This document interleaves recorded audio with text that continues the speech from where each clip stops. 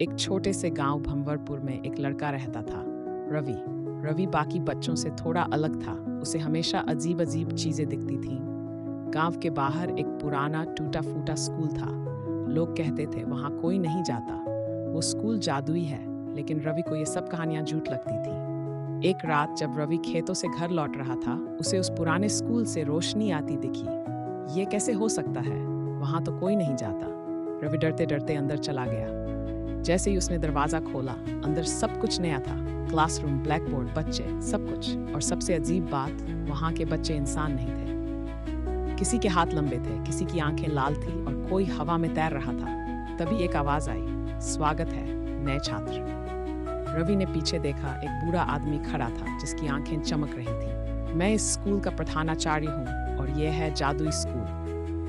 रवि डर गया, मुझे यहाँ नहीं रहना। लेकिन दरवाजा अपने आप बंद हो गया।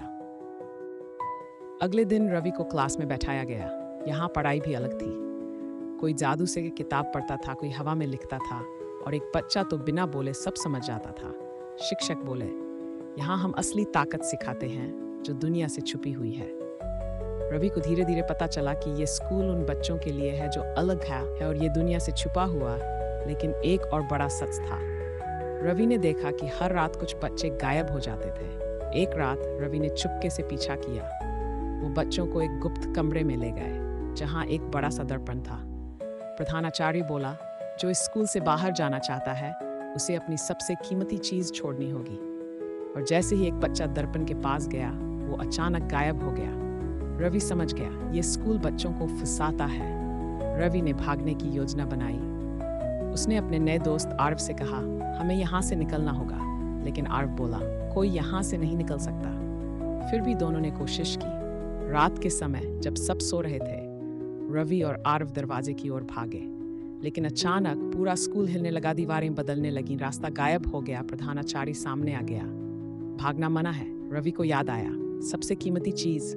उसने अपनी यादें सोच ली, अपने माँ बाप, गांव, बचपन, और जोर से बोला, मैं अपनी यादें नहीं दूंगा। तभी दर्पण टूट गया।